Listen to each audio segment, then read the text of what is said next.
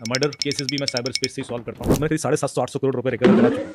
एक व्यक्ति का करीब 150 करोड़ से ऊपर रिकवर करा है। कोई स्टेट का गृह मंत्री का लड़का मेरे पास आया ओके और बोलता कि साहब मेरा कोई 250 करोड़ लेके गायब हो गया, उसको ढूंढ दीजिए।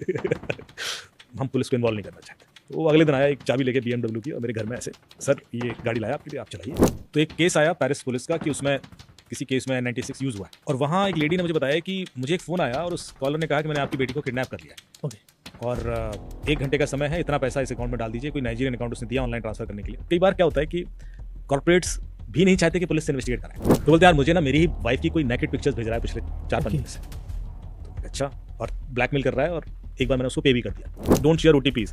ये मुझे लाइन बड़ी फनी लगती है क्योंकि कोई भी OTP शेयर नहीं करता। बिल्कुल कभी ऐसा हुआ कि भाई साहब OTP देना बैंक का, हाँ लीजिए ना। एक जो बहुत बड़ी कंपनी है इंडिया की, उसके सीनियर VP के 3.7 करोड़ चले गए बेंगलोर से, उन्होंने दे दिया और वो 4-5 दिन तक डिजिटल अरेस्टेड है। एक लॉयर है आई थिंक मुंबई या फरीदाबाद की, जिसने अपने कपड़े उतार दिए थे कैमरे पर and she was digitally arrested. एक लड़की है, उसने भी चंडीगढ़ की, उसने 15 लाख दिए। अभी नोएडा में 3-4 cases. Criminals are always innovators. ये इतने इनोवेट करते हैं। और दूसरी चीज़ मैं हमेशा बोलता हूँ कि जो जितना भी इनोवेशन दुनिया में होता है उसका जो पहला यूज़र है वो एक क्रिमिनल। बिजनेसमैन है, उनके 75 लाख निकल गए अकाउंट से और उनको कुछ मिस कॉल आई। फिर मुझे न्यूज़ चैनल से फ़ोन आया कि साहब ऐसा हो सकता है क्या? मैंने कहा नहीं हो तो सकता है, लेकिन 75 लाख के लिए नहीं होगा, क्योंकि अब मिस कॉल से तो एक ही वायरस है जो इंस्टॉल होता है। और वो तो 75 करोड़ में भी नहीं वो तो बहुत महंगा है। क्रिमिनल्स को डराने के लिए कोई कसर नहीं छोड़ी। सर अभी जब शो स्टार्ट होने वाला था उससे पहले आप ये कह रहे थे कि आप मेरे इस फोन को वहां बैठे बैठे बिना किसी चीज के हैक कर सकते हो, तो कैसे थोड़ा व्यूअर्स को थोड़ा बताएं ताकि कन्वर्सेशन समझ में आए। देखिए ऐसे कई सारे तरीके होते हैं जो जिससे आपका OTP चुराया जा सकता है, और हमारी सिक्योरिटी हम OTP तक ही सीमित समझते हैं कि OTP नहीं गया तो हम सेफ। 2 फैक्टर ऑथेंटिकेशन, जिस तरह से ट्रस्ट बिल्ड करते हैं हम लोग, लेकिन ऐसे तरीके भी हैं कि OTP चला जाएगा। गलती आपसे होती है, लेकिन कैसे हुई, क्या हुआ, यही सारा खेल है। और ये बच्चों से सीखा मैंने, जब मैं ऐसे स्कूल में जाके बोलता हूँ जहाँ पर बच्चे ज़मीन पे बैठ के पढ़ते हैं, सरकारी स्कूल के बच्चे, और उनसे मैं पूछता हूँ कि भाई आप में से किसी ने कुछ हैक किया है, तो आमतौर पर 15-20 बच्चे हाथ खड़ा कर देते हैं कि हाँ साहब किया है। क्या हैक किया? वाईफाई हैक किया। कैसे हैक किया? सर WPS कनेक्ट से हैक किया। अच्छा, और क्या हैक किया? सर Gmail हैक कर लिया। कैसे हैक किया? सर OTP उड़ा लिया था। तो वो मुझे बताते हैं एग्जैक्टली कि कैसे वो OTP चुरा लेते हैं। और आप मानेंगे नहीं कि मुझे हर बार कुछ नया सीखने को मिल जाता है। तो ये जो नई जनरेशन है ये बड़ी खतरनाक है, और इसकी जो अवेयरनेस है या जो चीज़ों में गैप ढूंढने की कैपेबिलिटीज़ है, ये अमेजिंग है। तो मेरे ख्याल से हम आगे के लिए और चुनौतियां खड़ी कर रहे हैं। बिल्कुल आगे के लिए बचा के रखते हैं। लेकिन सर आप बच्चों की बात करें तो आप भी बचपन में ऐसे ही रहे होंगे कुछ कि इसका वो हैक कर लिया, वो हैक कर लिया। नहीं, पर हमारे बचपन में ये सब चीज़ें थी नहीं। हमारा बचपन दूसरे तरीके का था, तो हम तो यदि टीवी का सिग्नल भी ले आए किसी तरीके से जुगाड़ करके, तो उसको भी हैकिंग ही समझते थे। लेकिन अब चीज़ें बढ़ गई है। अब ये घर में कम से कम 25-30 डिवाइसेस होती हैं जो हैक हो सकती हैं, जिसके थ्रू किसी की भी ज़िंदगी में क्योस क्रिएट किया जा सकता है।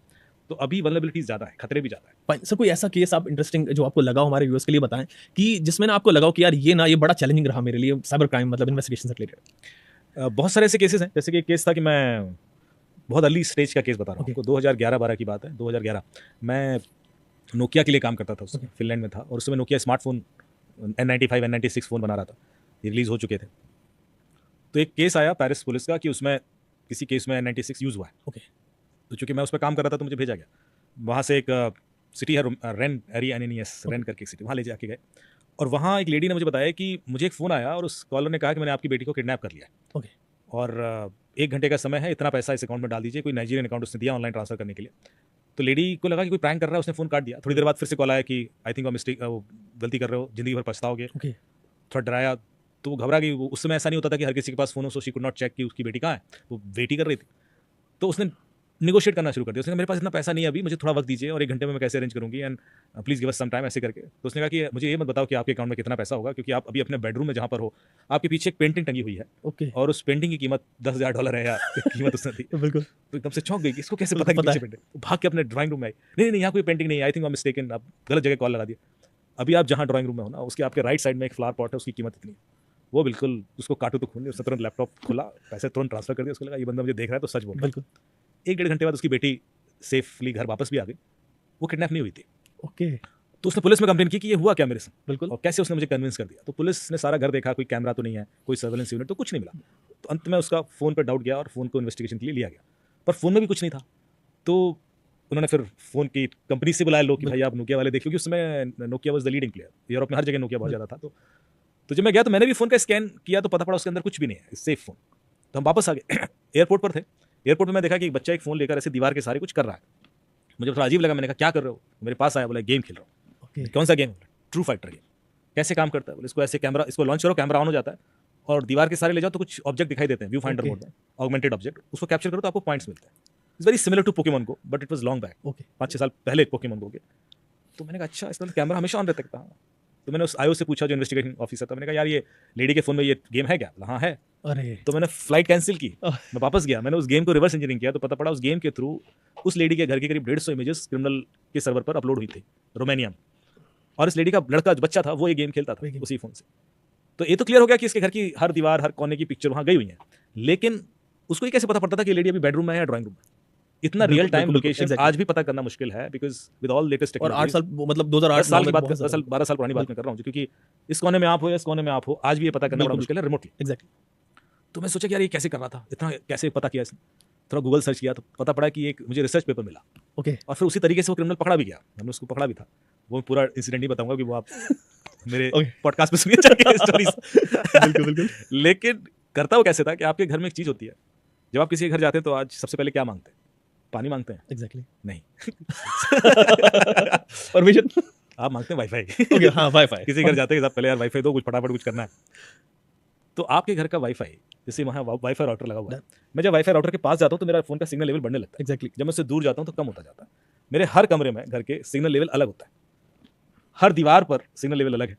तो जब वो पिक्चर्स कैप्चर हुई तो उस दीवार पर कितना सिग्नल लेवल है वो भी कैप्चर होके गया। ओके जब ये लेडी उससे बात कर रही है तो इस समय क्या सिग्नल लेवल है उसका, वो उसको मिल रहा था उसी गेम के through. So basically he could figure it out कि इसके आसपास क्या होगा।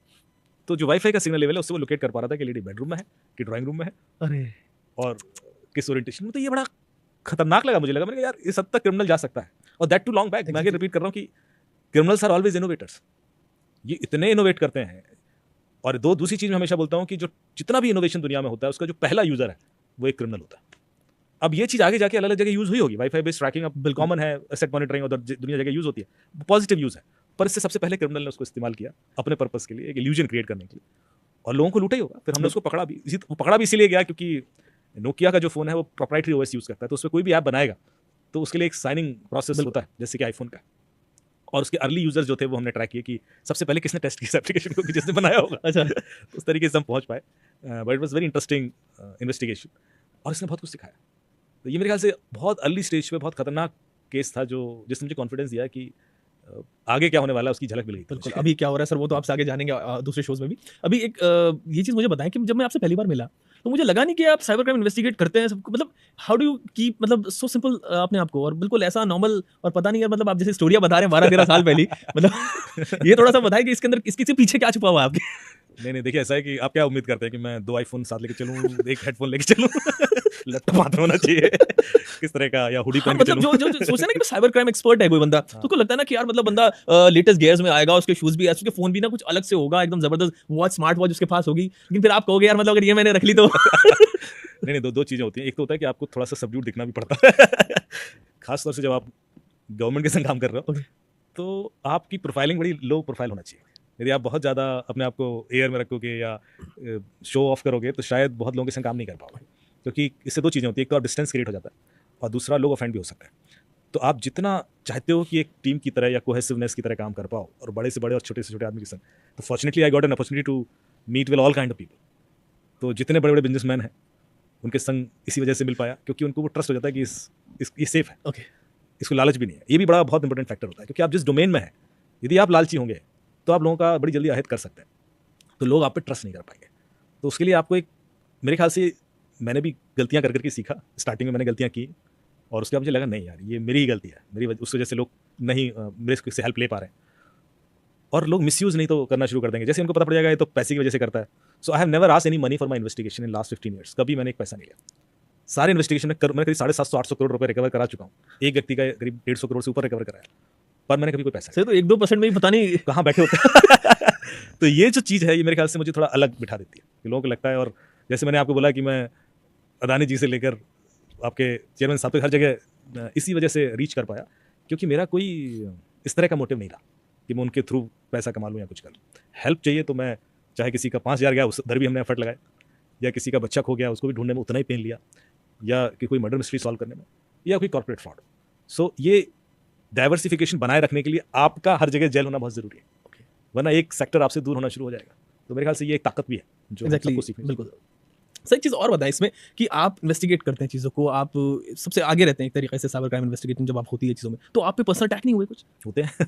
तो किस बिल्कुल तरीके से होते हैं। आप उसको मतलब आप पे तो और सोफिस्टिकेटेड होते होंगे ना, उसको पता होगा कि यार ये बंदा जो है ना, इस ये सब कुछ जानता है मेरे बारे में, तो बिल्कुल 10 बंदे लोग जो एक्सपर्ट होता है वो मिलके आप पे अटैक करते होंगे। नहीं, नहीं, वैसे देखिए ऑर्गेनाइज़ तरीके से इसलिए होते हैं क्योंकि 2 तरह से लोग आपसे परेशान होते हैं।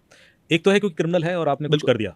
दूसरा होता है कुछ ऐसे लोग हैं जो शायद आपकी पॉपुलैरिटी से खुश ना हो या आपकी रीच से खुश ना हो। वो लोग भी होते हैं and they are also good, they are also good, they are also doing good work और वो फिर आपको टारगेट कर सकते हैं। दोनों तरीके से होता है। कई सारे मैंने ऑफिसर्स देखे हैं जो बहुत अच्छा काम कर रहे हैं पुलिस में, वेरी ऑनेस्ट ऑफिसर्स, उनको टारगेट किया गया और करोड़ों खर्चा करके उनको फंसा दिया गया और उनको सस्पेंड करा दिया गया।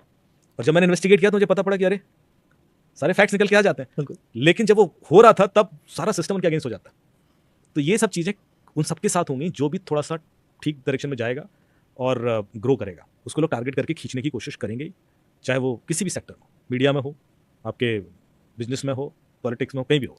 तो ये तो रहता है, हमेशा रहता है। लेकिन ये है कि आपके ऊपर फिर और रिस्पॉन्सिबिलिटी आ जाती है कि आप किस तरह से उस चीज़ को इग्नोर करके ना उससे इन्फ्लुएंस हुए अपना काम करते रहें, ना लालच में आए ना डरें। ये 2 चीज़ें हैं जो आपके संग हो सकती है। या तो लोग डराएंगे, डराया बहुत लोगों ने।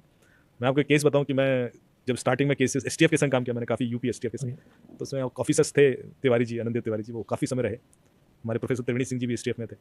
तो ये सारे ऑफिसर्स काफ़ी अपराइट ऑफिसर्स थे और प्रोफेसर त्रिवेणी सिंह जी को लोग इंडिया का पहला साइबर कॉप बोलते हैं। ओके। उन्होंने पीएचडी की हुई है साइबर क्राइम इन्वेस्टिगेशन में, तो पहली शायद पीएचडी होगी, इसलिए उनको प्रोफेसरशिप दी गई। तो ऐसे लोगों के संग काम करने का मौका मिला तो आप को भी बहुत सीखने को मिलता है। लेकिन जब थोड़ा सा ये इन्फॉर्मेशन फैल गई तो एक कोई स्टेट का गृह मंत्री का लड़का मेरे पास आया ओके। और बोलता है कि साहब मेरा कोई 250 करोड़ लेके गायब हो गया, उसको ढूंढ दीजिए। तो मैंने कहा अच्छा किसने दिया नंबर? साहब किसी आईजी का नाम लिया, उन्होंने दिया। मैंने कहा तो आप उन्हीं से करा लीजिए, मतलब तो पुलिस एग्जैक्टली। तो सब कुछ कर सकती है। बोले नहीं, वो कह रहे हैं कि आप ढूंढ देंगे तो हम पुलिस को इन्वॉल्व नहीं करना चाहते। तो मैंने सर मैं नहीं ढूंढ पाऊंगा और मैं क्योंकि मुझे भी पुलिस की थोड़ी बहुत हेल्प तो लेनी पड़ेगी। लेकिन यदि मैंने ढूंढ भी दिया, मान लो नहीं, तो पुलिस बोलता है तो आप ऐसे कीजिए, हैक कर लीजिए, ये कर लीजिए। मैंने सर मान लो मैंने कर भी दिया, तब भी वो कोर्ट एडमिसिबल नहीं होगा। कोई भी एविडेंस जो आप चाह रहे हो वो पुलिस के प्रोसेस से निकलेगा तभी कोर्ट एडमिसिबल होता है। बोले नहीं हमें कोर्ट जानी नहीं है। ये बोला तो मैं थोड़ा डर गया। नहीं फिर आप करने क्या चाहते हैं? एग्जैक्टली पीछे क्या है इसके? हाँ, इसलिए तो मैं थोड़ा सा कॉन्शियस हुआ। मैंने कहा मैं समझ गया मैंने कुछ गड़बड़ मामला है। मैंने कहा सर, फिर मैंने उसको दाएं बाएं करके मना करना शुरू किया। अब इसको लगा कि मैं शायद जानबूझ के मना कर रहा हूं। तो वो अगले दिन आया एक चाबी लेके BMW की और मेरे घर में ऐसे, सर ये गाड़ी लाया आपके लिए, आप चलाइए। मैं, क्यों? अरे सर आप टेंशन लीजिए, मेरे पास बहुत हैं, आप एक आप चलाइए ना, मैं दोस्तों को देता रहता हूँ। बिल्कुल। मुझे बड़ा अजीब लगा, मैंने कहा, ये तो उस समय हमारी छोटी गाड़ी खरीदने की हैसियत नहीं थी, वो BMW की चाबी देके चला जा रहा है। तो मैंने कहा कि नहीं साहब मैं तो नहीं चला पाऊंगा। वो जबरदस्ती रख के चला। उसके बाद ये प्रेशर जो होता है ना आपके पास, ये आपको बहुत डरा देता है। तो मैंने अपने सारे पुलिस ऑफिसर्स दोस्तों को फोन किया, मैंने कहा क्या करें? तो मतलब एक जो ऑफिसर थे उन्होंने मुझे कनेक्ट किया। उस समय राजदीप सरदेसाई जी CNN IBM में थे, उनको कॉल किया उन्होंने कि आज के शो में आप 9 बजे अमित को लाइए।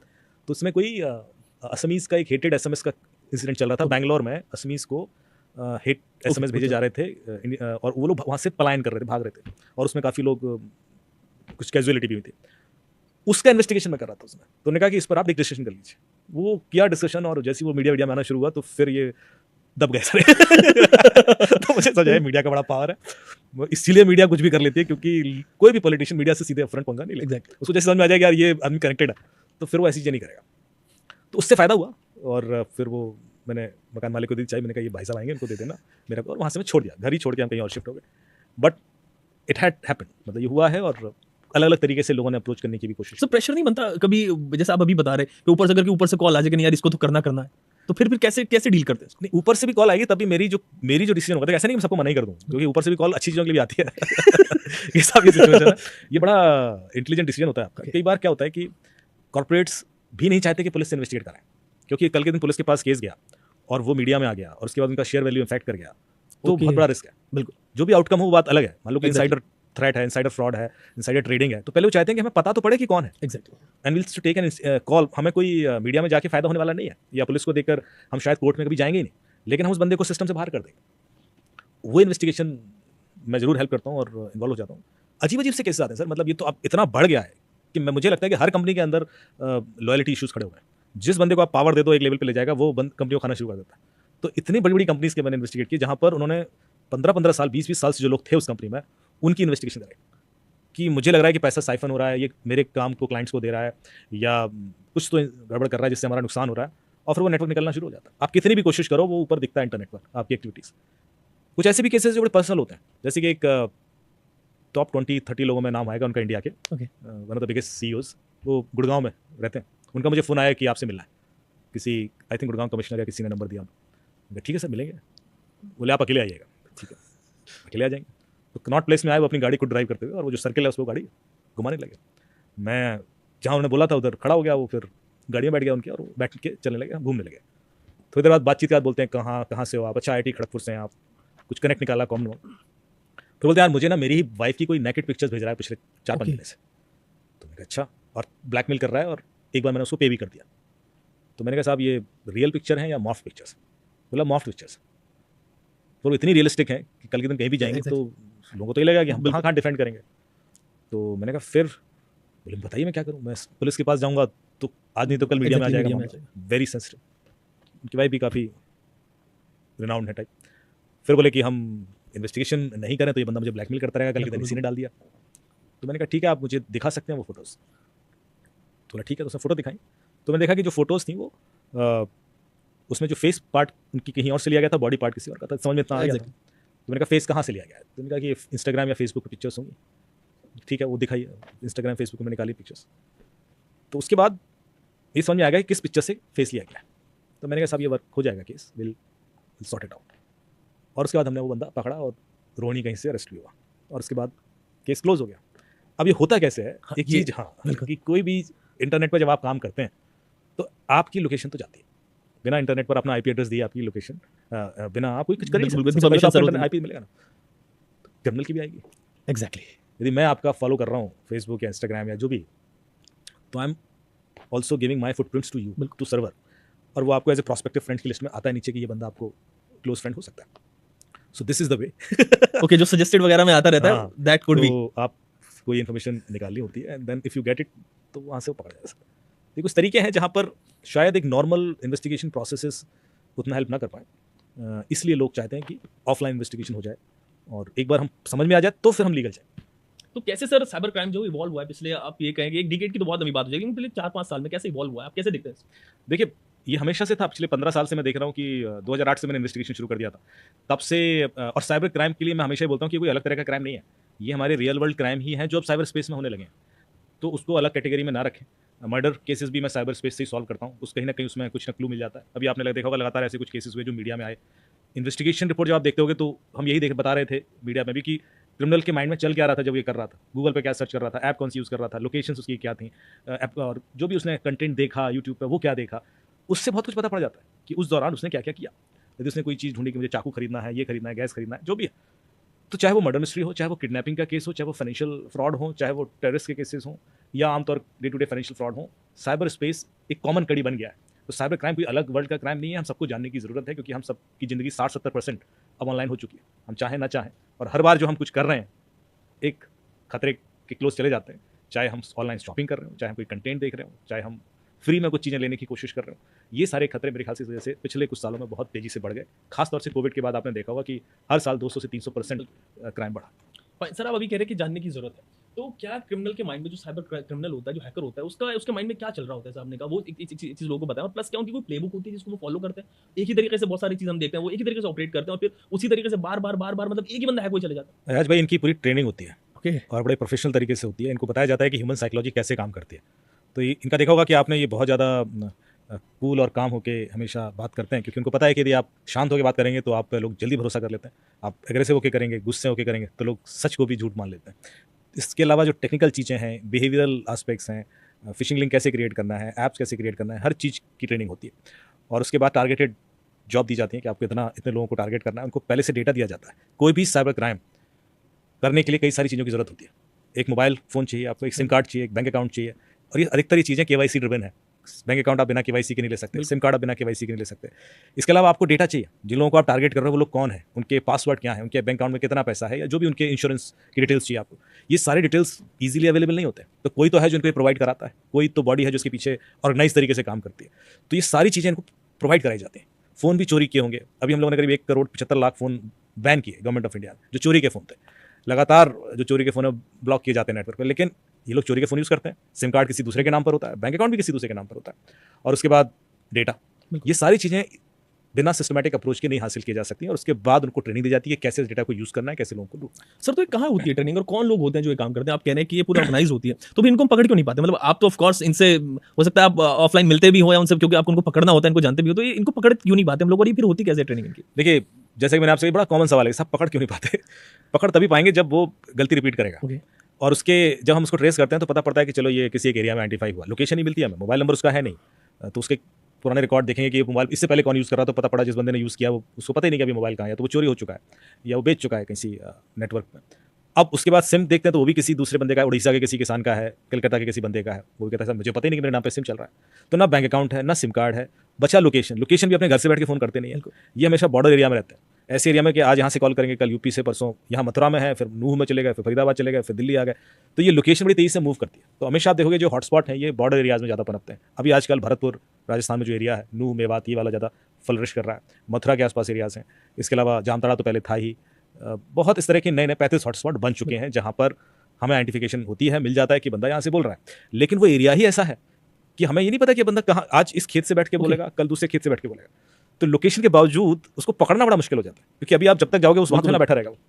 हम उसका पैटर्न ऑब्जर्व करते हैं कि ये दोबारा कब आएगा यहाँ पे, या उस एरिया में एक्टिविटी कहाँ होती है, या वो कहाँ कहाँ जा सकता है। अच्छा, सिम कार्ड भी 7 दिन 8 दिन के बाद बंद हो जाता है, तो दूसरा सिम कार्ड यूज़ करता है। तो हमारे पास जो डेटा होता है वो 1 हफ्ते 2 हफ्ते से ज़्यादा का नहीं होता।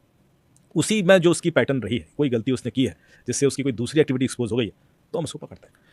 सर इतना मान लीजिए आप कह रहे हैं सिम कार्ड बदल लेते हैं, हमारे पास इतना चेक्स होता है, केवाईसी है, ये सारी चीजें, फिर ये लोग सिम कार्ड कैसे नया ले आते हैं? नंबर फिर कहाँ से ले आते हैं? हर बार नए नंबर से कॉल करेंगे सब कुछ होगा? आप उड़ीसा में जाएं, अभी एक रिपोर्ट आई थी वहाँ पर, तो वहाँ गाँव के अंदर कैंपेन लगते हैं। वो भारत सरकार का चिन्ह दिखाएंगे और कहेंगे कि सब्सिडी दी जा रही है। तो लोग आ जाएंगे आधार कार्ड देके, 500 रुपये 1000 रुपये की कुछ सब्सिडी है, आपको गरीबों को बांटी जा रही है। उसका आधार कार्ड लेंगे, उसके नाम से बैंक अकाउंट खुलेगा, उसका अंगूठा लगवा के सिम कार्ड इशू कराएंगे। एक एक व्यक्ति के नाम पे 3-3 सिम कार्ड ले लिए, और वो सिम कार्ड वो बैंक अकाउंट लिंक करके बाहर बिक जाता है। उसको 1000 रुपये मिलते हैं, वो उसको पता नहीं होता कि मेरे नाम से क्या हो गया। तो ये मिसयूज़ होता है, फिर वो ब्लॉक करके फिर नए इशू कराए जाते हैं। तो ये सिस्टमैटिक चीज़ें चल रही हैं। और भी तरीके हैं, लोगों को लालच भी दिया जाता है कि आपके बैंक अकाउंट में पैसा आ जाएगा, आपको 5% 4% दे देंगे, उसके बाद आप कैश विड्रॉल हमें दे दीजिएगा या इस अकाउंट में डाल दीजिएगा। तो वो पैसा जो आपके अकाउंट में आ रहा है वो किसी फ्रॉड का ही पैसा है, उसको पता ही नहीं होता।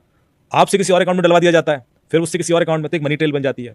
अंततः क्या होता है कि सारे अकाउंट ब्लॉक कर दिए जाते हैं। तो जो बीच वाले लोग हैं वो तो विक्टिम होते हैं, वो तो किसी और के लालच में फंस गए होते हैं, लेकिन उनको भी सफ़र करना होता है।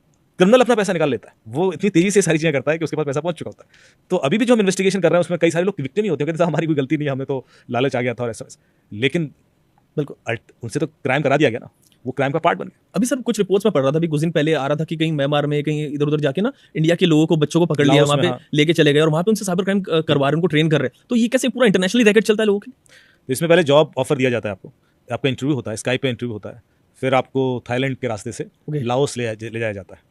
और लाओस एक बॉर्डर एरिया है, अगेन आपने कहा बॉर्डर एरिया, तो बॉर्डर एरिया, तो उससे क्या होता है कि आप थाईलैंड गए थे तो पूरी सर्च जो होती है आपकी वो थाईलैंड में होती है, बिल्कुल, पर आप होते लाओस में।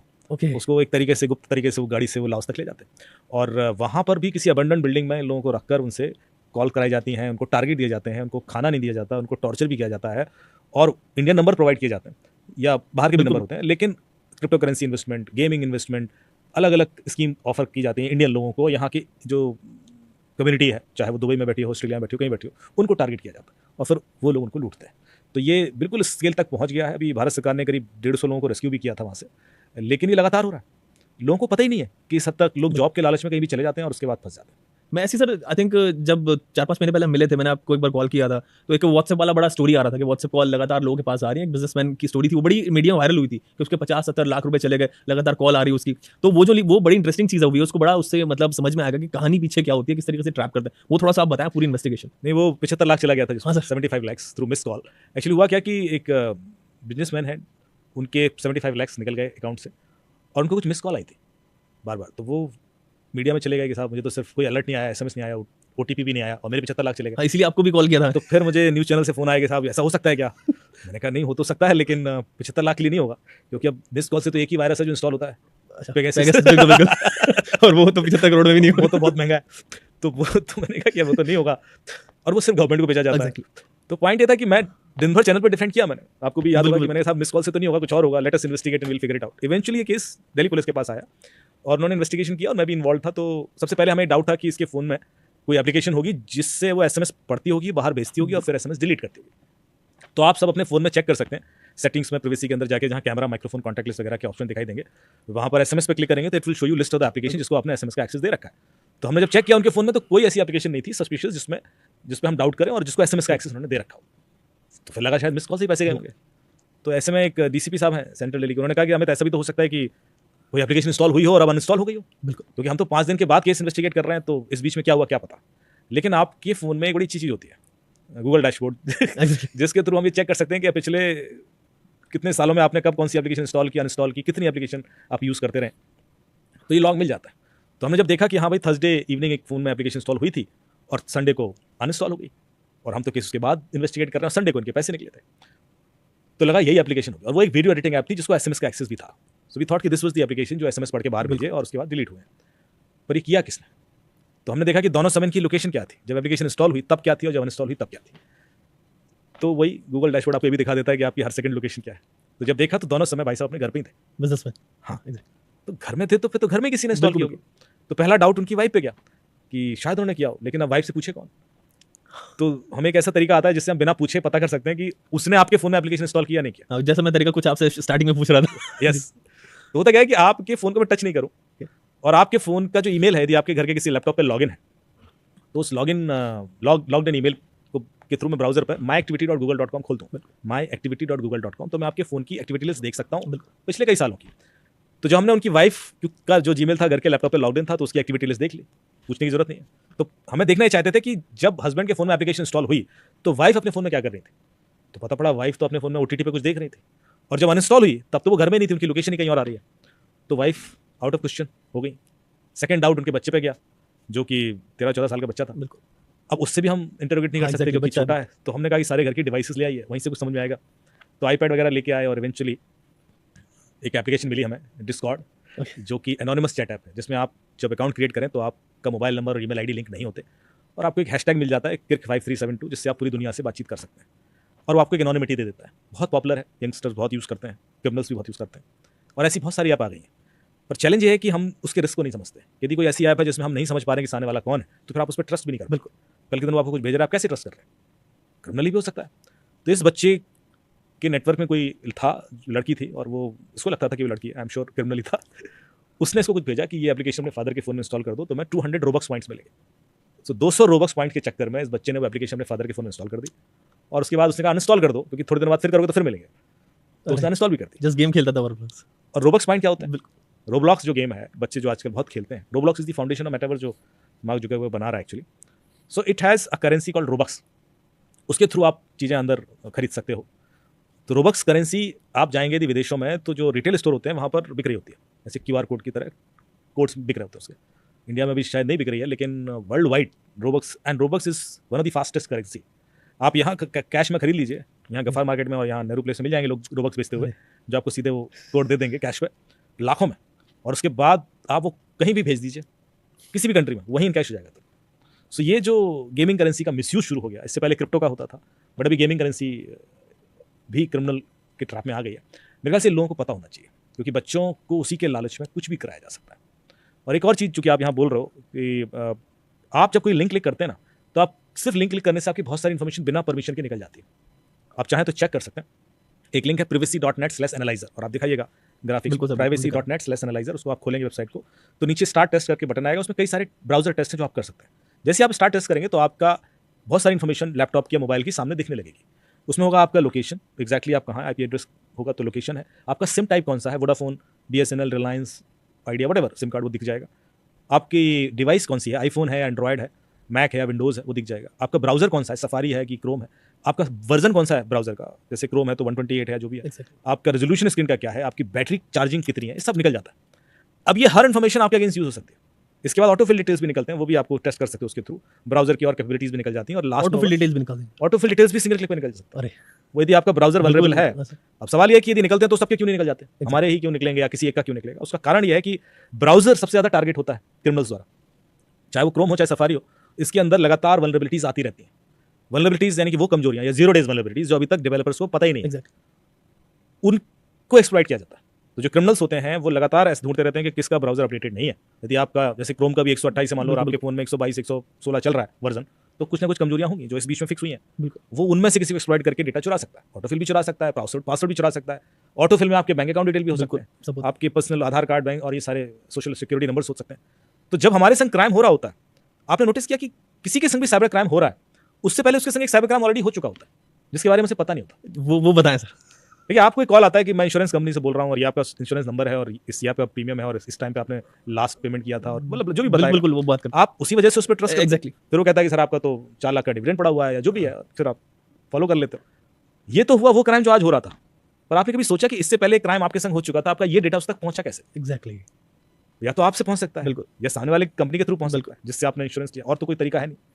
आपका पासवर्ड, जितने भी बैंक फ्रॉड हो रहे हैं, आप किसी एफआईआर को उठा के देख लीजिए, कभी पासवर्ड मांगा गया किसी से? नहीं सिर्फ सर, आपने किसी ने। बैंक का पासवर्ड बता दीजिए, आपके यहाँ लिखिए ना बैंक का पासवर्ड, ऐसा तो कभी वो तो बस होता है और बाद में बस अकाउंट जिसमें पैसे वो के सिर्फ ओटीपी तक बिल्कुल कोशिश करेगा कि ओटीपी मिल जाए। पासवर्ड उसके पास ऑलरेडी है, बिना ओटीपी और पासवर्ड दोनों यूज किया आपका पैसा नहीं निकल सकता, दोनों चाहिए। बिल्कुल। ओटीपी चलो आपसे लिया, ओटीपी चुराने के तरीके जैसे मैं आपको कुछ बता भी दूंगा, लेकिन पासवर्ड कैसे पता था उसको? पासवर्ड तो यदि मैं आपसे पूछूंगा तो 2 मिनट लग जाएगा। ए है, कैपिटल है, स्मॉल है, @ है, एट है, नंबर है, अल्फाबेट है, यही बताने में, वाईफाई का पासवर्ड बताने में टाइम लग जाता है। तो इसका मतलब है वो इतना रिस्क नहीं लेते, क्रिमिनल के पास ऑलरेडी ये डेटा होता है। इसका मतलब है कि जब वो आपके संग ये फ्रॉड कर रहा था, उससे पहले आपके संग ये क्राइम हो चुका था जिसमें आपके पासवर्ड, बैंक अकाउंट डिटेल सारे जा चुके थे। ये जो चीज है, इस वजह से मैं कहता हूं कि कोई भी अननोन लिंक क्लिक कर रहे हैं या कोई भी हम अननोन एप्लीकेशन इंस्टॉल कर रहे हैं जिसकी वजह से हमारा डेटा बाहर जाएगा, ये रोकना बहुत जरूरी है। क्योंकि जैसे ये हो जाएगा, आपके संग क्रिमिनल्स के अटैक बढ़ जाएंगे। अब वो हर तरीके से आपको अटैक करेंगे क्योंकि आपके पास डेटा आ गया। तो ये एक वेबसाइट जो है, इससे आप ये देख सकते हो कि आपका ब्राउजर कितना वल्नरेबल है और आपके डिटेल्स जा रहे हैं, नहीं जा रहे हैं या चले जा चुके हैं। थोड़ा सा आइडिया लगेगा सर बिल्कुल, मतलब लोग डर जाते हैं इससे। ऑफ कोर्स, मतलब ये डरने के लिए नहीं, हम लोग तो अवेयरनेस क्रिएट कर रहे चेक हैं। करें, और कोई तरीका नहीं। देखिए, साइबर क्राइम हमेशा हम कहते हैं, और जैसे कि मैं बोलता हूँ कि हम अवेयरनेस में जो बोलते हैं ना कि डोंट शेयर ओटीपीज, ये मुझे लाइन बड़ी फनी लगती है क्योंकि कोई भी ओटीपी शेयर नहीं करता। बिल्कुल। कभी ऐसा हुआ कि भाई साहब ओटीपी देना बैंक का, हाँ लीजिए ना, ऐसा तो बिल्कुल, होता है। तो ये डोंट शेयर ओटीपी से आदमी को कैसे समझ में आएगा कि मुझे नहीं शेयर करना है? वो तो कहता मैं कभी शेयर करते बिल्कुल, नहीं, पर निकलता कैसे ओटीपी, उसकी कहानी होती है। सब बिना एसएमएस के भी निकल जाता है। हाँ, अरे नहीं, वो बिना SMS आता है, लेकिन कैसे आप फोन में एप्लीकेशन नहीं होगी तो क्या कर लोगे आप? लेकिन मैं एक और फनी बताऊं, और ये बड़े बहुत ही क्लोज फ्रेंड है मेरा, यूएस में रहता है, और मैं इसलिए नेम्ड एग्जांपल दे रहा हूं क्योंकि उसने मुझे कॉल किया और किस तरह से ओटीपी निकला, ये बड़ा यूनिक सा तरीका था जो मैं अलग 12 अलग है, अलग तरह से मुझे झटका लगा, यार ऐसे भी हो सकता है। तो उसने मुझे फोन किया यूएस से कि बहुत लगातार कि हमें तुमसे बात करनी है बिकॉज आप अवेयरनेस फैलाते रहते हो, तो ये जरूर बताना। मैं तो लुट गया, लेकिन आप बता देना। तो मैंने कहा बताइए क्या हुआ? कह यार मैं अपनी माँ को, इंडिया आया हुआ था और मैं ये जो तीर्थ यात्रा करा रहा था सारी, तो जगह जगह जा रहे थे हम लोग। तो उस दिन हम लोग लखनऊ में थे और दिल्ली आ रहे थे, तो माँ की तबीयत थोड़ी सी ठीक नहीं थी और हमें दिल्ली से फिर आगे कहीं जाना था। तो 4-5 घंटे का या 6 घंटे का कुछ हॉल्ट था, तो मुझे लगा कि मैं एयरपोर्ट के पास की होटल ले लेता हूँ, रेस्ट करेंगे और उसके बाद अगली फ्लाइट ले लेंगे। तो मैं लखनऊ एयरपोर्ट पर बैठकर होटल बुक कर रहा हूँ दिल्ली एयरपोर्ट के आसपास। तो मैं देखा नियरेस्ट होटल, तो मुझे लेमन ट्री का कोई एक लिंक मिल गया ऊपर। ओके। आप लोग यही करते हैं, गूगल पर सर्च किया, जो पहला लिंक मिल गया कॉल कर लिया, वो है नहीं इतना चेक नहीं किया, तो कॉल लगा दिया। हाँ साहब, इसी होटल से बोल रहा हूँ। अच्छा, मुझे रूम बुक करना है, बट हो जाएगा, पर मुझे सिर्फ 4-5 घंटे के लिए चाहिए यार, फुल चार्ज मत लीजिएगा और ऐसा वैसा। नहीं सर, हम देखते हैं, वर्क कर लेंगे, कुछ वर्कआउट कर लेंगे। तो उसने मुझे ऑफर किया 1600 रुपये। यार ये तो कुछ भी नहीं है, तो बढ़िया है। बिल्कुल एक बढ़िया होटल मिल रहा है, तो ठीक है, मैंने डन कर दिया फटाफट। बोला ठीक है सर, आप पेमेंट कर दीजिए। तो बोला, मैंने कहा मैं डेबिट कार्ड डिटेल, बोला कार्ड डिटेल दीजिए। बोला मैं क्यों दूं कार्ड डिटेल? बोले सर कार्ड डिटेल पेमेंट कैसे लूंगा मैं? अच्छा, तो मैं आपसे ओटीपी थोड़ा ना मांग रहा हूँ, मैं आपसे कार्ड डिटेल मांग रहा हूँ। हाँ यार, बात तो सही कर रहे हैं, ओटीपी तो लेगा, तो पैसे कैसे जाएगा? ठीक है भाई, कार्ड डिटेल ले दे दिए। फिर बोलता हाँ सर, अभी आपको ना ये 1600 रुपये का ओटीपी आएगा, वो बता दो तो 1600 रुपये में ट्रांसफर कर लेता हूँ। वो मुझे 1600 का ओटीपी आया, मैंने कहा कि ठीक है ओटीपी बता दिया उसको। तो उसने कहा सर मेरे पास पेमेंट आया नहीं। ओके। तो मैंने कहा यार मैं तो भेजा है। बोला नहीं सर, पेमेंट तो नहीं आया, पर मैंने से पैसा गया मेरे नाम से, मैं तो अलर्ट आ गया कि 1600 रुपये जा चुका है। बोला जब तक पैसा मुझे नहीं रिफ्लेक्ट करेगा मैं कैसे आपको बुकिंग दे दूँ? अच्छा, बोले मेरी जहाँ अनाउंसमेंट हो रहा फ्लाइट का कि बोर्ड कीजिए और मुझे तुरंत पहुंचना भी है, तो थोड़ा सा अर्जेंसी भी। मैंने कहा यार पर मैं तो दे चुका हूँ। बोला सर आप टेंशन मत लो, आप ना मुझे वो जो अलर्ट आया ना, आपको उसका स्क्रीनशॉट भेज दो। ओके। तो मैं कंफर्म कर दूंगा यहाँ से। बिल्कुल। तो मुझे लगा हाँ स्क्रीनशॉट भेजने में क्या है, मतलब वो तो अलग कंफर्मेशन, उसमें 1600 हम भी भेज देते हैं ऐसे। हाँ, तो हमने बोले स्क्रीनशॉट लिया और भेज दिया। अब जो स्क्रीनशॉट भेजा तो मेरे दिमाग में प्रेसिडेंट सेट हो गया कि स्क्रीनशॉट भेजने में कोई दिक्कत नहीं है। ये दिमाग में आ गया। गॉट इट, वो भेज दिया। अब बोला कि सर पैसा तो अभी भी, मतलब वो स्क्रीनशॉट तो आपका बिल्कुल सही है, you are right, absolutely right, पैसा आया है, तो फिर पैसा मुझे रिफ्लेक्ट क्यों नहीं कर रहा? आप एक काम कीजिए सर, आप 1 रुपये का ट्रांसफर कीजिए। ठीक है। तो मैंने क्यों? बोले कई बार क्या होता है कि जो पैसा है ना पाइपलाइन में फंस जाता है। वो 1600 को एक वाला धक्का देगा और 1 रुपये जाएगा ना तो वाला पिछला वाला भी अलर्ट आ जाएगा, वो SMS अलर्ट फंस जाते हैं, जो भी उसने रीजन दिया।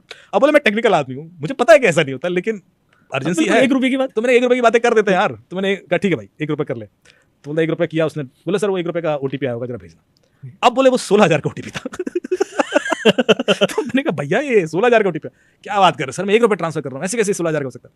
कह रहे नहीं 16,000 का, कह रहे नहीं 1 रुपये का। अभी थोड़ा बहस हुई, फिर बोर्डिंग पास वो अनाउंसमेंट हुआ। बोला सर आप टेंशन मतलब स्क्रीनशॉट भेजो ना, मैं देख लेता हूँ।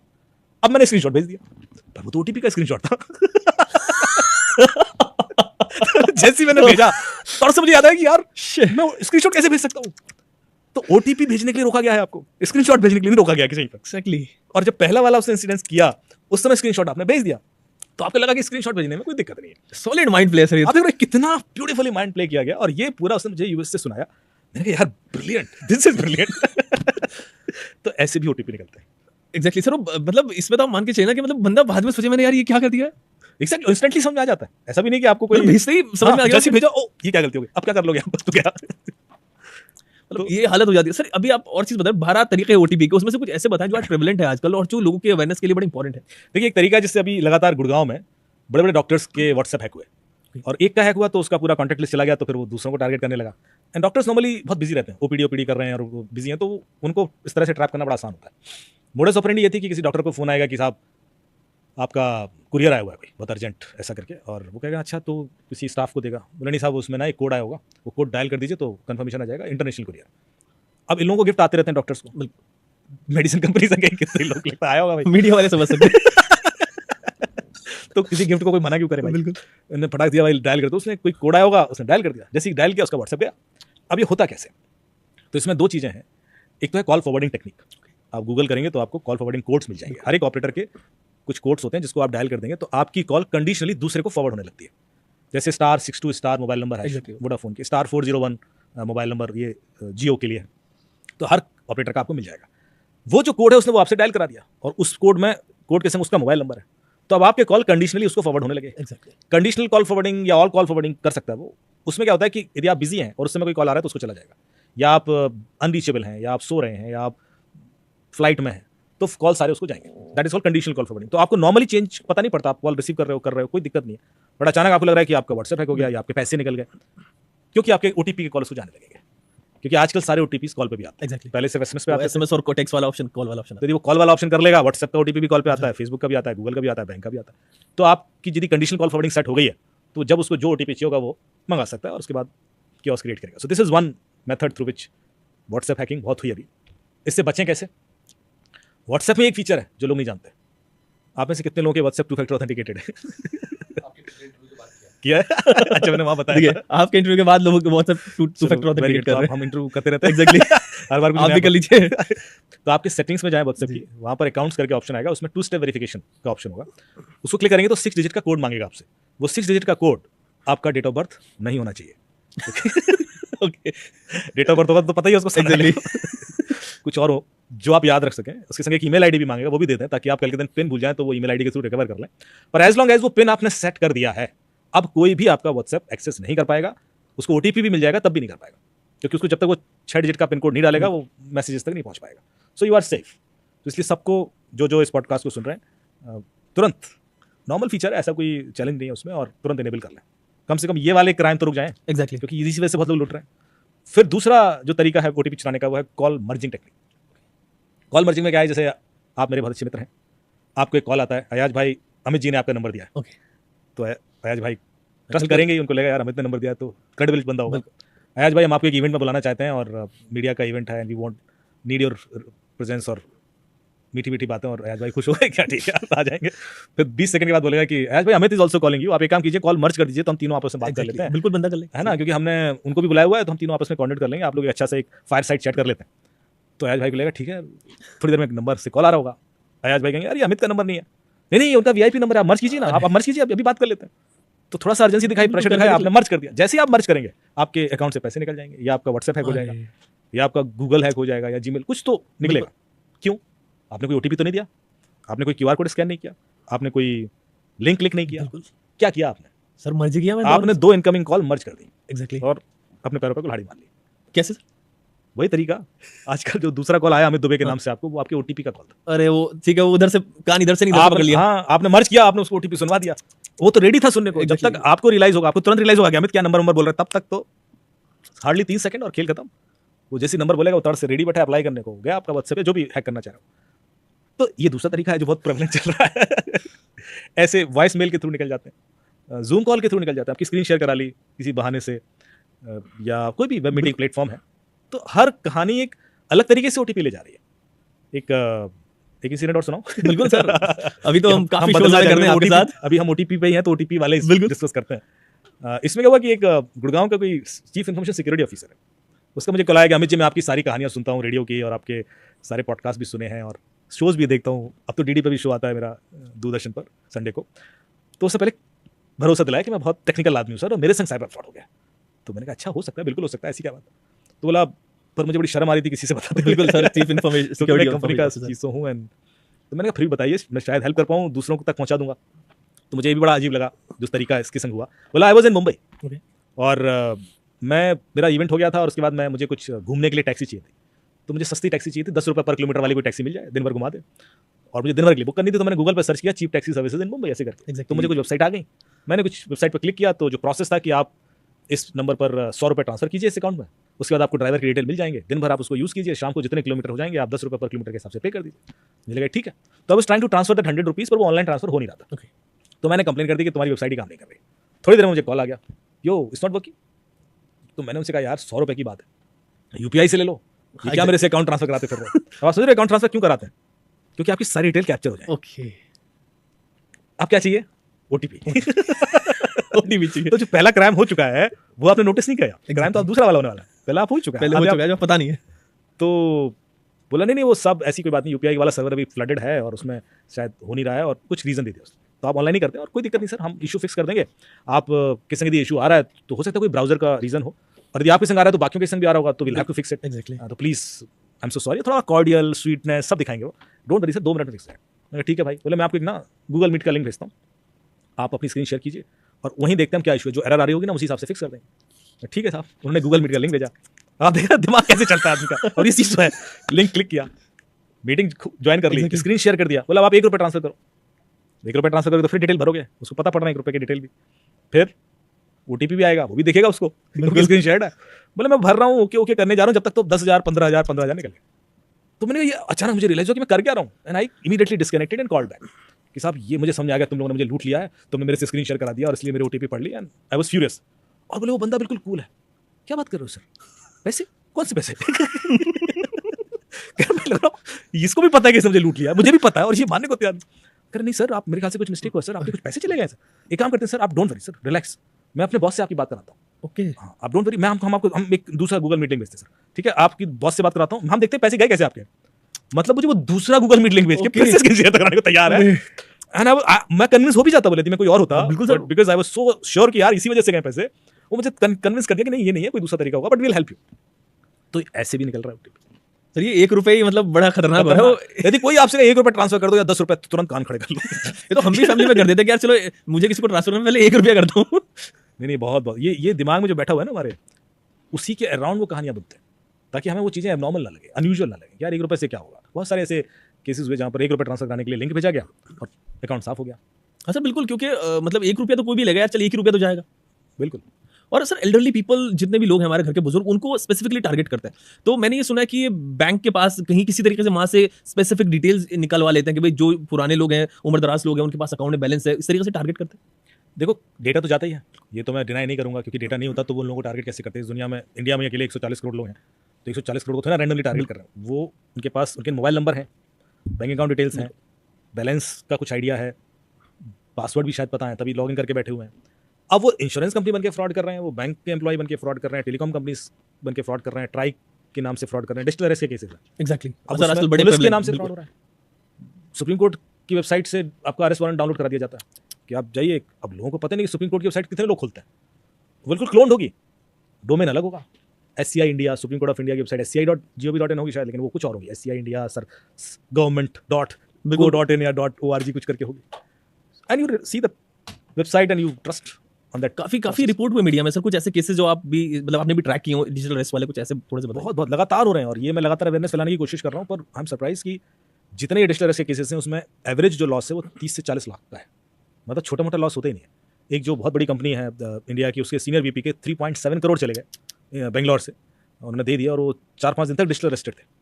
एक लॉयर है आई थिंक मुंबई या फरीदाबाद की, जिसने अपने कपड़े उतार दिए थे कैमरे पर, and she was digitally arrested. एक लड़की है, उसने भी चंडीगढ़ की, उसने 15 लाख दिए। अभी नोएडा में 3-4 केसेस हो गए। तो डिजिटल अरेस्ट केस मेरी सोसाइटी में हुआ। अरे तो एक बंदा आया मेरे घर पे, घबराया हुआ सा, और रात में फ़ोन, पहले उसने किसी और नंबर से फ़ोन किया, तो बोला मेरा नंबर नहीं है, आपसे मिलना है, रात में आ सकता हूँ? आ जाओ। 11 बजे रात में आके बैठ गया, बहुत घबराया हुआ। मैंने क्या हो गया? कहला यदि मेरा फ़ोन बंद है तो पुलिस मुझे पकड़ सकती है। तो मैंने कहा कि भाई, अरे कहते पुलिस मेरे पीछे पड़ी। मैंने कहा आपने ऐसा क्या कर दिया? बोले मैंने कुछ नहीं किया। मैंने कुछ नहीं किया तो पुलिस क्यों पीछे पड़ी है? बोले पता नहीं सर, मुझे सुप्रीम कोर्ट ने मेरे खिलाफ अरेस्ट वारंट निकाला हुआ है। मैंने कहा सुप्रीम कोर्ट क्यों अरेस्ट वारंट निकालेगा? मतलब पहले सिविल कोर्ट से शुरू होता है मामला, धीरे धीरे ऊपर जाएगा। यार ऐसा क्या कर दिया तुमने? कुछ इंटरनेशनल फ्रॉड कर दिया क्या? बोला नहीं सर मैं कुछ नहीं किया, मुझे कन्विंस कर रहा है। मैंने कहा वारंट दिखाओ, तो उसने वारंट दिखा दिया, कॉपी एफआईआर कॉपी दिखाई। तो देख के मुझे लगा कुछ गड़बड़ है, क्योंकि ये सुप्रीम कोर्ट से ऐसे नहीं निकलते। अच्छा, मैंने भी आज तक सुप्रीम कोर्ट का वारंट नहीं देखा। एग्जैक्टली झटका लगा। मैंने कहा यार ये ऐसे कैसे निकल रहा है, और अभी तक तो मीडिया में आ जाता है, इतना बड़ा मामला होता है, सुप्रीम कोर्ट डायरेक्टली इंटरफेयर कर रहा है। तो फिर मैंने कहाँ से डाउनलोड कराया, ग्रिल करना शुरू किया। तो जब उसने पूरी कहानी सुनाई तो समझा ये तो बहुत टेढ़ा मैटर है। एंड ही जो उसने बताया, बता रहा हूँ आपको। मैंने उससे कहा कि अपनी सारी इंसिडेंट मुझे लिख के दीजिए, स्टेप बाय स्टेप सब लिखा उसने। And then I submitted it to DCP cyber. मैंने कहा मैम ये हो रहा है। एंड उसको मैंने कन्विंस किया कि ये फ्रॉड है, और वो इतना डरा हुआ था कि वो कन्विंस नहीं हो रहा। फिर मैंने डीसीपी साइबर से बात कराई। मैंने कहा अपना फोन ऑन कर ले, घबरा मत। तुम सिर्फ डिजिटली अरेस्टेड थे। अब होता क्या है देखिए, इसको कॉल आया, इसको पहले आईवीआर कॉल आया। ऑफिस में था, तो आईवीआर कॉल पे नॉर्मली हमारे दिमाग में एक कॉन्शियसली हम उस पर ट्रस्ट कर लेते हैं कि यार ये फ्रॉड कैसे? बिल्कुल प्री रिकॉर्डेड वॉइस है कि आपका एक कुरियर आया हुआ है, और आपके एक कंपनी का, प्रोमिनेंट कंपनी का नाम लेंगे, हमारे कस्टमर केयर एग्जेक्टिव से कनेक्ट होने के लिए 9 प्रेस कीजिए, press 9 to connect to our customer care executive. आपने 9 प्रेस कर दिया तो एक बंदे से कनेक्ट हो जाएंगे। वो कहेगा हाँ साहब आपके नाम से कुरियर भेजा जा रहा था थाईलैंड, और वो वापस आ गया है, और उसमें कुछ पासपोर्ट हैं, कुछ करेंसी है, कुछ ड्रग्स हैं एमडीएमए, और इलीगल चीज़ें पाई गई हैं, तो इसलिए इंक्वायरी शुरू हो गई है और आपके खिलाफ एफआईआर हो गई है। तो मुंबई क्राइम ब्रांच इसको देख रही है, तो हम आपका कनेक्ट कर देते हैं मुंबई क्राइम ब्रांच से। अब आपका थोड़ा सा डर शुरू हुआ कि यार मुझे नाम, मेरे नाम से कुरियर कौन सा जाएगा यार, मैं तो भेजे नहीं सर, आपका ये आधार नंबर यही है, हाँ सर मोबाइल नंबर, एड्रेस यही है, सब बता देगा सर, डिटेल तो मेरी है। तो कनेक्ट होइए फिर अगेन। अब इस बंदे ने काम खत्म, इस बंदे का काम यही था कॉल सेंटर का। अब इसने कनेक्ट कर दिया दूसरे बंदे से। अब मुंबई क्राइम ब्रांच वाले ने अपना एयर दिखाएगा वो कि भाई साहब आओ जरा। वो अलग तरह का एक्ट करेगा। अब आपके दिमाग में भी रहता है कि यार इतने लोग फ्रॉड नहीं हो सकते। एग्जैक्टली एक करेगा, साइबर क्रिमिनल होगा, एक फ्रॉड करके भाग गया, इतने सिस्टम में 3-4 लोग कैसे फ्रॉड हो सकते हैं? तो दूसरा बंदा कहेगा साहब हाँ साहब हम तो इंटरेस्ट, क्योंकि उसमें करेंसी है, तो एमईए भी इन्वॉल्व हो गया है, ड्रग है तो नार्कोटिक्स कंट्रोल डिपार्टमेंट भी इन्वॉल्व हो गया है, पासपोर्ट है तो पासपोर्ट ऑफिस भी इन्वॉल्व है, तो 4 इंक्वायरी शुरू हो गई आपके केस। अब आप ऐसे जाओ। एग्जैक्टली सर, मतलब कोई भी बंदा उसके बाद बोलेगा कि ऐसा करो आ जाओ मुंबई आ जाओ। अब आप यहाँ बैठोगे यार मैं मुंबई कैसे आ जाऊँ, मैं तो कुरियर भेजा भी नहीं, और मैं कैसे, तो ठीक है हम आ जाते हैं, फिर अरेस्ट कर लेते हैं आप। फिर आप घर आओगे, अरे अरेस्ट क्यों कर लोगे, मैं तो कुछ नहीं, तो फिर आप मुंबई आ जाओ। फिर बात यहाँ बनेगी कि आप एक वीडियो कॉल पे स्टेटमेंट दे दो, और उसके लिए आपको एक अमाउंट देना पड़ेगा, 50,000 दोगे तो वीडियो कॉल स्टेटमेंट हम रिकॉर्ड कर लेंगे। ओके, तो आप दे दोगे फटाक से। बिल्कुल सर, मजबूरी है। अब स्काइप का एक हैंडल भेजा जाएगा, स्काइप के हैंडल पे आप देखोगे सामने वीडियो कॉल पे पुलिस वाला बैठा है, थाना है, पीछे गांधी जी की और राष्ट्रपति की फोटो टंगी हुई है, हथकड़ियाँ हैं, गन्स रखी हुई हैं, पूरा माहौल बना हुआ है, फाइल वाइल, और वो बंदा ड्रेस में, और वो आपको डांटना शुरू करेगा कि डिटेल बताइए आपके फादर का नाम, इसका नाम है। धीरे धीरे आपको लगेगा कि तो बिल्कुल सीरियस ग्रिलिंग चल रही है। आपके अकाउंट में कितने पैसे, कहाँ से कमाते हैं आप, सारी डिटेल ले लेगा वो। आप खुद ही बता दोगे कि मेरी तो सर सैलरी से आती है इतने पैसे, और कोई अकाउंट तो नहीं है, झूठ मत बोलना, झूठ बोलोगे तो ये कर देंगे। मतलब बिल्कुल पुलिस ऑफिसर, आप बिल्कुल पुलिस वाला माहौल होगा, और आप सब बताते जाओगे उसको, आपकी सारी डिटेल लिख लेगा। उसके बाद कहेगा कि भाई साहब अब आप इस कैमरे को ऑफ नहीं कर सकते, आप डिजिटली अरेस्टेड है। अब इस कैमरे को ऑन रखना, मोबाइल चार्ज रखना, और आप कैमरे के सामने रहना, हिलना नहीं, क्योंकि अभी इंक्वायरी चल रही है। यदि आपने बंद किया आप तुरंत अरेस्ट कर लिया जाएगा, तुरंत सीबीआई के घर पहुंचेगी, और फिर वो सीबीआई और जितने नाम ले सकता है सब नाम ले देगा। तो आप, हालत ये होती है जिन लोगों के संग हुआ है कि वो ऑफिस में भी होंगे ना, ऑफिस में ही है मतलब मैं डिजिटली अरेस्टेड हूँ, मतलब दे आर सो कन्विंस्ड कि वो किसी से बताएंगे भी नहीं, चुपचाप बाथरूम में जाके कर रहे हैं। फिर आपको ब्रेक भी लेना है कि साहब, तो आप परमिशन लेके ब्रेक लोगे। 4-5 दिन तक आप वीडियो कॉल करते रहेंगे, बातें करते रहेंगे कि साहब मेरे अकाउंट में नहीं, तो आप पैसे, फिर वो प्रोसेस ये बनेगा कि आप ये सारा पैसा जो आपके अकाउंट में है, ये इंक्वायरी में आ गया तो उसको सरकारी मालखाने में जमा करो। जब तक ये इंक्वायरी नहीं होगी आपको पैसा नहीं वापस मिलेगा, हो जाएगी तो आपका पैसा वापस मिल जाएगा। हम ये देखेंगे कहीं आपने ड्रग बेच के तो नहीं कमाया, कुछ इलीगल पासपोर्ट बेच के तो नहीं कमाया। तो आप अपना पैसा खुद ही उनके अकाउंट में डालते जाएंगे, सब कुछ। फिर उसके बाद पेनल्टी के नाम पे सिक्योरिटी मनी भी चाहिए, आप लोन लेके दे देंगे 3.7 करोड़। एग्जैक्टली सर, समझ नहीं आता कि लोग बंदा कैसे ट्रांसफर कर सकता। तो ये सब हुआ, लोगों ने पैसे दिए। अब ये जो लेडी थी, जो लॉयर थी, उसको तो ये बोला कि तुम अपने कपड़े उतारिए। तो बोलती क्यों? बोले वो ड्रग थी आपके उसमें, तो हमें देखना है कि आप ड्रग लेते तो नहीं है, तो आपकी बॉडी पे कोई साइन मिलेगा तो हम we would like to investigate. तो बोली नहीं मैं ऐसा नहीं कर सकती। बोले ठीक है हम फिर पुलिस भेज देते हैं, वो देखेंगे। अब आदमी डर जाता है, तो she has actually done that. उसके बाद उसकी रिकॉर्डिंग कर ली, और वो रिकॉर्डिंग उसको वापस भेज रहे। अब एक हर आदमी को रेपुटेशनल इशू है, तो उसने और पैसे दे दिए। तो ये जो डिजिटल अरेस्ट वाले केसेस हैं, मैं चाहता हूँ कि हम सबको सुन के लगता है कि ऐसा कैसे हो जाता है, पर हो रहा है। और अभी कल परसों फिर हुआ, तो मेरे तो लगातार केस आते हैं। और जैसे ही मुझे बोलता है कि साहब अमाउंट जैसे बताता ना कि मेरे सर फलाने के संग ऐसा हो गया 60 लाख चले गए, मैं तुरंत बोलता हूँ डिस्ट्रेस का केस मतलब हर रेडियो पर, टीवी पर, न्यूज़ में, हर जगह हम बोल रहे हैं। उसके बावजूद भी ये देश इतना बड़ा है कि हम हर जगह तक नहीं पहुंच पा रहे हैं। सर अभी हम जिस तरह से बात कर रहे हैं, तो मतलब ये स्टार्ट कैसे किया आपने? क्या मतलब अचानक से माइंड में आया कि यार मुझे साइबर सिक्योरिटी एक्सपर्ट बनना है, या फिर कुछ ऐसी चीजें हुई इनिशियली आपके साथ जो लगा नहीं यार ये तो फील्ड ऐसी है, इसमें चैलेंजिंग है, मतलब कुछ कुछ वो थोड़ा सा बताएं कि कैसे स्टार्ट किया आपने? नहीं, ऐसा कोई प्रोफेशन था ही नहीं। Okay. मतलब ऐसा कोई ऑब्जेक्टिव कभी भी नहीं था, क्योंकि सामने कोई होना चाहिए ना वैसा। बिल्कुल आपको उस टाइम तो कुछ भी नहीं था एक हाँ, तरीके कि आदर्श कि मैं ऐसा कुछ करूँ। 2001 में मैं IIT खड़गपुर से पास आउट हुआ। उस समय कुछ ऐसे इंसिडेंट हुए थे कि मैं थोड़ा बदनाम हो गया था वहाँ एज एन हैकर। वो बाद में बताएंगे। से। ओके। फिर उसके बाद मैं सैमसंग ज्वाइन किया, मोस्टली यूरोप रहा, अलग अलग कंट्रीज़ में घूमा। सबसे पहले मैं स्पेन गया था। तो इसीलिए तो तो- मैंने वो आपकी बात रोकूंगा, मैंने हाँ। इसीलिए कहा था ना अपना लोकी अपने आप को बना के रखते हैं। Continue sir.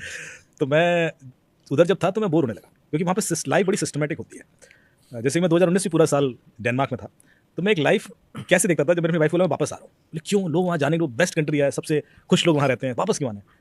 फिर मेरी लाइफ ऐसे चलती है, मैं सुबह होटल से निकलता हूँ, एकदम टाइम पे ब्रेकफास्ट किया क्योंकि कोई डिले होना नहीं है, निकला बाहर, तो जब रोड से सामने से लोग आ रहे होते हैं वो डेली मुझे वही लोग दिखते हैं। मतलब 60-50% लोग वही दिखेंगे, चेंज नहीं हो सकते क्योंकि वो भी जा रहे हैं।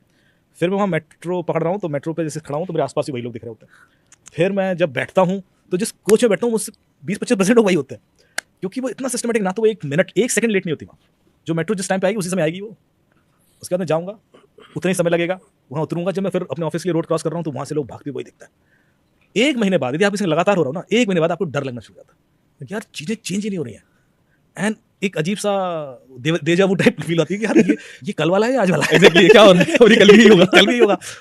हमारे क्या होता है, मैं आज का नहीं पता कि हम आपने आज भाई ने इंटरव्यू Exactly. बुलाया, मैं टाइम पे पहुंचूंगा नहीं पहुंचूंगा, मुझे पता ही नहीं है। बिल्कुल। ये गाड़ी की पार्किंग मिलेगी नहीं मिलेगी, कल के दिन रास्ते में मुझे मैं खुद ही लग रहा था मैं लेट हो जाऊंगा आधे घंटे। फिर आपने बोला कैमरामैन लेट है, ये मैं, ये सब नॉर्मल है। मतलब हमारे यहाँ कोई चीज़ टाइम पर सिस्टमेटिक नहीं है। That is for good. हाँ, तो मुझे वो वेरिएशन चैलेंज दिखते हैं। फिर मैं चैलेंज को सॉर्ट आउट करता हूँ कि कुछ नहीं, पुलिस वाले ने रोक लिया रास्ते में। कुछ भी ऐसा हो जाएगा जो अनएक्सपेक्टेड है, और उस वजह से आपकी चीज़ें चैलेंजिंग होती जाएंगी। ये हमें आदत हो गई है। जब तक सुबह से शाम मुझे 10 कॉल ऐसे ना आ जाए कि यार वो केस फंस गया है, उसके पैसे फंस गए हैं, उसके संग ये हो गया है, तब तक मुझे ऐसा लगती नहीं कि मैं जिंदगी में किसी पर्पस के लिए पैदा हूँ। यदि मैं अपनी 9 से 6 की नौकरी करके निकल गया तो शायद मैं डिप्रेशन में आ जाऊँ। तो वो वहाँ पर मैं 6 महीने के बाद ऐसे डिप्रेशन में आ गया था। मतलब मुझे लगा यार वहाँ कोई कॉल भी नहीं करता था मुझे, तो फ़ोन लगाया मैंने, मैं वापस आ रहा हूँ। जबकि मैं चीफ सिक्योरिटी ऑफिसर था, एक लार्जेस्ट टेलीकॉम कंपनी का चीफ सिक्योरिटी ऑफिसर। वहाँ सिक्योरिटी के भी थ्रेट नहीं थे। एक दिन मैं पुलिस के पास गया, मैंने कहा साहब आपके केसेस वैसे होंगे, मैं इन्वेस्टिगेट कर लेता हूँ। तो बोलते कौन से? मैंने कहा सब साइबर का कोई केस। बोले यहाँ इतना नहीं होता है, क्योंकि छोटी सी कंट्री है। बिल्कुल। टोटल 60 लाख लोग हैं। मेरे मित्र जो हैं प्रोफेसर त्रिवेणी सिंह जी, वो आजमगढ़ के SSP थे उस समय। तो मैंने उनको कॉल लगाया, मैंने कहा साहब मैं कंट्री में हूँ, 60 लाख लोग हैं यहाँ पर और कोई साइबर क्राइम नहीं होता। कहते 60 लाख आजमगढ़ में। तो मैं शॉक्ड हो गया, मैंने कहा क्या? और कह रहे हम जी नहीं पा रहे, इतने क्राइम हो रहा है हर दिन, हम मतलब फोन बजता रहता है, ऐसा वाला मामला। तो आप देखिए कि हमारे यहाँ वो पूरी कंट्री मैनेज कर रहे हैं 60 लाख में, और कोई क्राइम नहीं है, बिकॉज 60 लाख लोगों की फुटबॉल मॉनिटरिंग करना बड़ा आसान है। यहाँ पर एक सिटी को मैनेज करना मुश्किल है जिसके अंदर उतने ही लोग हैं। So this is the difference. इसीलिए इंडिया में चैलेंजेस अपॉर्चुनिटीज सारी इक्वल है, चैलेंजेस भी हैं अपॉर्चुनिटीज। तो वापस आ गया, और जैसे मैं आया तो मुझे लगा कि हाँ मैं, मेरी जिंदगी का कोई उद्देश्य है। वो 60 लाख वेट कर। क्योंकि हर दिन कोई ना कोई परेशान है, हो रहा है। तो मैं भी जो 2001 से लेकर 2007-8 तक बाहर रहा मोस्टली, 2008 में 26/11 हो गया जो मुंबई अटैक, और उसके बाद एक एजेंसी स्टार्ट हुई, नेशनल इन्वेस्टिगेशन एजेंसी। उसके जो पहले IG साहब थे वो थे लोकनाथ बेहरा जी। वो पहले CBI में थे, तो थोड़ा सा संपर्क था उनके संग, लेकिन वो बहुत टैक्स सेवी थे। वो अभी DGP केरला रिटायर हुए हैं, अभी शायद केरला मेट्रो के चेयरमैन हैं। तो वो NIA को हेड कर रहे थे उस समय, और यहीं नोएडा में रहते थे, सेक्टर 27 में। तो उनके ऑफिस से मुझे फ़ोन आया कि साहब IG साहब आपसे मिलना चाहते हैं। तो पहले तो मुझे डर लगा कि मैंने कुछ ऐसा तो नहीं कर दिया है कि क्योंकि थोड़ा बहुत खुरापाती तो था ही। तो मैं गया और फिर बड़ी फनी मीटिंग हुई हमारी। उन्होंने पहले मुझे बहुत लताड़ा, तुम्हें कुछ नहीं आता है और ऐसा ऐसा, तो मैं डिप्रेस होकर बाहर आ गया, क्योंकि मैं डिनाइल मोड में था कि सर ऐसा नहीं तो हो नहीं सकता, ये तो बहुत मुश्किल है। एक्चुअली क्या हुआ था कि उन्होंने सारे ITs को लिखा था कि मुझे कुछ टेक्निकल एक्सपर्ट्स चाहिए, क्योंकि हम जिस लेवल पे आ गए अब, हमें उनके बिना हम इन्वेस्टिगेशन कर नहीं सकते। Data analysis, mining, data sourcing, सब कुछ बड़ा चैलेंजिंग हो गया, और उस समय तक शायद पुलिस उतनी उस मामले में इन्वॉल्व नहीं थी। तो he was the first guy who started this. तो फिर उनका अगले दिन मुझे फोन आया कि ऐसा कुछ करोगे, कुछ कॉल डेटा रिकॉर्ड एनालिसिस करना था। मैंने सर कर देंगे सर, आपको लगता है तो कर देंगे। Somehow it work, and then he engaged me properly कि आप आइए। उनके घर में मैंने लैब सेटअप की, उनके सर्वेंट क्वार्टर में 7-8 PC रख के, वहाँ से हम लोग बहुत सारे ऑपरेशन ड्राइव करते थे, और उससे ब्रेक थ्रू मिलना शुरू हुआ। और उन्होंने फिर रिकमेंड करना शुरू किया, उन्होंने हर जगह कि आप इनको यूज़ कर लीजिए। तो वो सारे, उस समय कोई पैसा भी नहीं था कि कभी पुलिस से तो मैंने आज तक इन्वेस्टिगेशन का पैसा लिया, मैं तो दूसरों से भी नहीं लेता पर जो लाइफ के लिए ऑब्जेक्टिव मिल जाता है ना, आपको ऐसा लगता है कि यार आप कुछ ऐसा है जो सिर्फ आप कर पाते हो, तो आपको एक अलग तरीके की रिकग्निशन, रिस्पेक्ट मिलना शुरू हो जाता है। अदरवाइज तो आप एक थानेदार के पास जाओगे, वो भी आपको प्यार से बात नहीं करेगा लेकिन अब हर आदमी कर रहा है। एग्जैक्टली। तो that difference gives me confidence कि यार कुछ मैं काम का आदमी रहूँगा, इसीलिए ऐसा मिल रहा है। तो फिर एक ऑब्जेक्टिव मिल जाता है, तो फिर आप और एफर्ट लगाते हो और कोशिश करते हो। सो मेरे ख्याल से ये एक रीज़न है कि मैं इधर आ गया। और जब आप आ गए तो मेरे जैसे और भी लोग थे, बहुत सारे लोग हैं इंडिया में जो अब पुलिस के संग बहुत अच्छा काम कर रहे हैं। और अब तो पिछले 2-3 सालों में गवर्नमेंट ने कुछ प्रोविजन स्टार्ट कर दिया कि अब वो कंसल्टेंट हायर करते हैं और अच्छा पे करते हैं। मतलब मैं लोगों को बता रहा हूँ कि जो लोग इस प्रोफेशन में आना चाहते हैं, कि यदि एक रफ फिगर में दे दूं तो 2.5-3 लाख रुपए पर मंथ सैलरी है एक इन्वेस्टिगेटर की पुलिस के अंदर ये मैं भी चला मतलब 1 लाख से लेकर 3 लाख तक की रेंज। और ये आपको ओपनली ऐड मिल जाएंगे जो न्यूज़पेपर में आते हैं, बिकॉज इस तरह के प्रोफाइल्स कम होते हैं तो इसलिए सैलरीज ज़्यादा है। But it is a good opportunity for all जो भी लोग इस डोमेन में आना चाहते हैं। सर अब बात करते हैं पुलिस की, तो कभी पुलिस वाले ने आपको रोका है कभी? हाँ, तो मतलब क्या क्या क्या कहते हैं उसको, मैं कौन हूँ या क्या चलता है? नहीं, अब तो मैं कई सारे पुलिस के टास्क फोर्सेस का मेंबर हूँ। Okay. जैसे पुलिस टेक्नोलॉजी मिशन है एक गृह मंत्रालय का, तो मैं UP police member police technology mission और उड़ीसा का मेंबर हूँ। इसके अलावा भी मैं BPRNDA से, bureau of police research and development, उसमें भी मेंबर हूँ, कंटेंट डेवलपमेंट कमेटी का। मीटी है जो है अपना ministry of electronics and IT, उसकी R&D वर्किंग कमेटी में हूँ। और बहुत सारे टास्क फोर्सेस हैं जो, तो मैं कुछ भी बोल देता हूँ तो वो क्रेडिबिलिटी हो जाती है। पर इससे पहले जब नहीं था, यदि मैं बोलूँ साइबर सेल तो ID कार्ड दिखाइए। अब ID कार्ड तो वो देते नहीं, भाई, काम आप कर रहे हो पीछे से। तो नॉर्मली होता था मैं किसी पुलिस वाले से बात कराता था कि भैया फंस गए बट अभी fortunately after so many years अब सिचुएशंस कम आती हैं, क्योंकि एक तो होता है क्या कि आपके अंदर ही वो कॉन्फिडेंस आ जाता है। अच्छा, पुलिस वालों की बहुत अच्छी पावर होती है, वो आपकी बॉडी लैंग्वेज पहचान लेते हैं, क्योंकि वो इतना लोगों से मिलते हैं डे टू डे। यदि आप झूठ बोल रहे हो और सच बोल रहे हो ना, उनको आइडिया लग जाता है। यदि मैं अब गाड़ी कोई रोकेगा भी या कहीं सिस्टम में कहीं फंस रहा हूँ और अब मैं बोलूँगा ना, तो वो तुरंत मान लेता है, क्योंकि उसको कॉन्फिडेंस दिख रहा होता है इस बंदे में कि बंदा गलत नहीं बोल रहा। हो सकता है आज से 10 साल पहले बोलता तो पकड़ लेता तो ये एक तरीका है कि बी को एज ये उनकी कैपेबिलिटी है सर, वरना ऐसे सिक्योरिटी दे देते हो। आप सिक्योरिटी लेके घुसते हो किसी गेट पर, वो 10 में से 1 को रोक लेगा क्यों? क्योंकि उसको बॉडी लैंग्वेज जज करना आ गया। सर एक चीज और बताया, अभी आपने कह रहा पुलिस वालों, मतलब पुलिस के केस सॉल्व करते हैं उससे पैसे नहीं लेते, आप औरों से पैसे नहीं लेते, तो घर का खर्चा कैसे चलता है? बहुत अच्छा सवाल पूछा ये बहुत अच्छा सवाल पूछा, और ये जरूर पूछना चाहिए, क्योंकि लेते इसलिए नहीं क्योंकि वो उतना ज्यादा दे नहीं सकते जितना मुझे कमाना है तो मैं कॉर्पोरेट केसेस के पैसे लेता हूँ, जो कॉर्पोरेट क्राइम केसेस हम इन्वेस्टिगेट करते हैं, मेरी टीम है। इसके अलावा जो कॉर्पोरेट्स में बोलता हूँ उसकी भी फीस अच्छी लेता हूँ। इसके अलावा जो वर्कशॉप्स होती हैं कॉर्पोरेट की, और कंटेंट डेवलपमेंट जैसे कि मैंने 8 किताबें लिखी हैं, अब उस पर वेब सीरीज़, फिल्म्स वगैरह बन रही हैं, उसकी रॉयल्टी, उसकी जो फीस है अच्छी खासी लेता हूँ, मतलब। और फॉर्चुनेटली मैं सारे बड़े प्रोड्यूसर्स के संग काम कर रहा हूँ। जो स्ट्रगलिंग राइटर्स होते हैं, जब वो जाते हैं तो शायद वो कम फीस से शुरू करते हैं, फिर ज़्यादा जाते हैं, मुझे सीधे परसेंटेज ऑफ प्रॉफिट मिलता है। तो मेरी जैसे कि नीरज पांडे जी ने वेब सीरीज़ बनाई हैक क्राइम्स ऑनलाइन, जो अमेजॉन प्राइम पर है, उसमें भी जो पैसा शायद मुझे दिया होगा वो और राइटर्स को नहीं दिया होगा। अभी राजकुमार हिरानी जी बना रहे हैं प्रीतम एंड पेड्रो, जो विक्रांत मैसी और उसके संग, तो उसका भी एक अच्छी रॉयल्टी है। इसके अलावा एक फिल्म प्लान चल रहा है जो शायद जी प्रोड्यूस करेगा तो उसका भी चल रहा है। तो मुझे पैसे कमाने के दूसरे एवेन्यूज़ मिल गए, और वो पैसा जो होता है वो सिग्निफिकेंटली ज़्यादा होता है what police could give you. तो मेरे ख्याल से मेरे लिए अच्छा ये है कि मैं पुलिस से क्रेडिबिलिटी बिल्ड करूँ। और जब आप पैसा नहीं लेते हो ना, तो फिर हर आदमी आपसे हेल्प ले लेता है, वरना आदमी के लिए हिच होता है कि यार ये तो बात करो, अप्रोच ही नहीं कर सकते, क्योंकि ये तो इनका तो कॉस्ट ज़्यादा। अभी लॉयर है हमारे यहाँ, कुछ लॉयर्स में बहुत अच्छे हैं, पर लोग कई बार ज़रूरत है उनकी, पर वो उन तक अप्रोच नहीं कर पाते क्योंकि उसकी फीस इतनी ज़्यादा है। मुझे वो नहीं चाहिए था, कि मुझे ये था कि at least they should reach out to me, then it is my call कि मैं उसकी हेल्प कर पाऊंगा या नहीं। मोस्टली जो हमारी टीम है वो women and children related cases तुरंत पिक कर लेती है। यदि हमारे पास, जैसे मैं रेडियो शो खत्म करता हूँ तो 1300-1400 ईमेल आती हैं केसेस के लेके। फेसबुक पे भी बहुत लोग कनेक्ट करते हैं, ट्विटर पे भी करते हैं, तो उसमें जो केसेस महिलाओं से रिलेटेड हैं या बच्चों से रिलेटेड हैं वो तो हम तुरंत लेते हैं, क्योंकि वो सॉल्व भी हो जाते हैं। उस केस में यदि बंदा हमने ट्रेस कर दिया, पुलिस का एक कॉल जाएगा, बंदा वहीं गिव अप कर देता है। हेल्पलाइन जो है, वुमेन हेल्पलाइन जितनी है, जैसे 1090 है, आपको पता है कि यूपी पुलिस की जो ये 1090 हेल्पलाइन है, उसका जो रेजोल्यूशन रेट है वो 95 से ऊपर है, 95% से ऊपर। 2019 या 18 की बात कर रहा हूँ, उस समय अंजू गुप्ता जी वहाँ ADG थी, और मैंने एक बार वहाँ जाके रिव्यू किया उनका, तो 99% था। And I was so happy. मैंने कहा यार लोगों को पता ही नहीं है।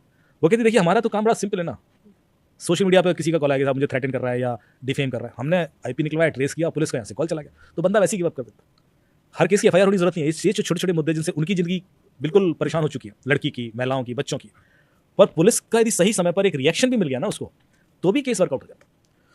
तो मेरे ख्याल से ये बताना चाह रहा हूँ मैं लोगों को कि जितनी ये हेल्पलाइन है, प्लीज़ उनको यूज़ कीजिए, ट्रस्ट कीजिए, वो वर्क करती हैं और बहुत अच्छा काम कर रहे हैं, और उनकी विजिबिलिटी उतनी ज़्यादा नहीं है। जो वहाँ पर काम भी कर रहे हैं लोग, ऑफिसर्स बहुत अच्छे हैं, शायद उनको हम इतना पॉपुलर नहीं करते हैं, लेकिन हम एक पॉडकास्ट में उनमें से किसी को बुलाएंगे, बिल्कुल बिल्कुल और उनके केसेस भी बड़े इंटरेस्टिंग होंगे, क्योंकि वो पर्दे के पीछे रहने वाले लोग हैं एग्जैक्टली जो कभी नहीं आए।